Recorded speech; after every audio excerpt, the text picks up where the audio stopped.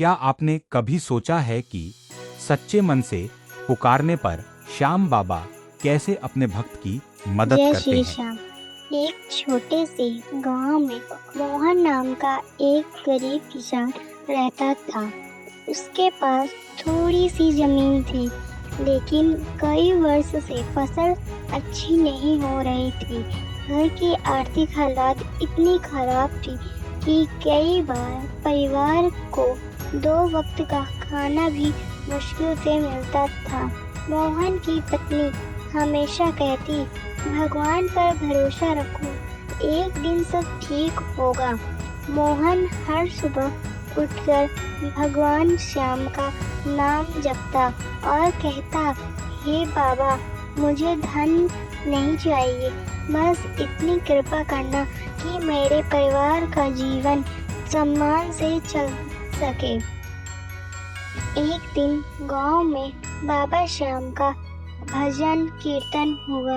मोहन ने अपनी गरीबी के बावजूद पूरे मन से सेवा की। उसने ना कोई दिखावा किया, ना किसी से कुछ मांगा, बस सच्चे मन से बाबा श्याम का नाम जपता रहा।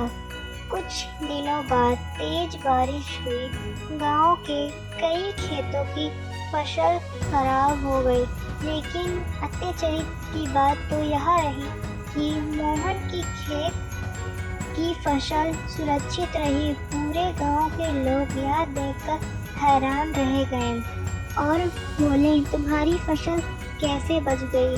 फसल अच्छी हुई तो मोहन ने सबसे पहले भगवान का धन्यवाद किया। उसने कहा, यह मेरी मेहनत के साथ साथ श्याम बाबा की कृपा है, जिसके कारण आज मेरी खेत बच गया। और धीरे धीरे उसकी आर्थिक स्थिति सुधरने लगी, लेकिन उसने कभी घमंड नहीं किया।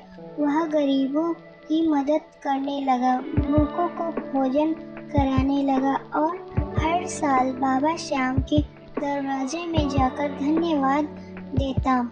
और एक दिन गांव का एक व्यक्ति उससे बोला, तुम्हारी सफलता का राज क्या है?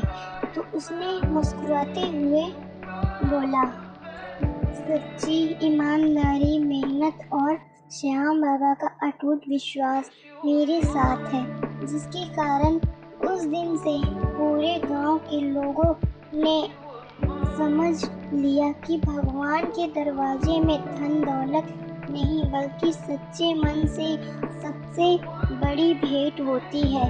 कहानी से सीख, सच्ची भक्ति कभी व्यर्थ नहीं जाती। जो व्यक्ति मेहनत के साथ ईश्वर पर विश्वास रखता है, उसकी राह कठिन हो सकती है, लेकिन अंत में उसे आशा, एहसास और सफलता अवश्य मिलती है।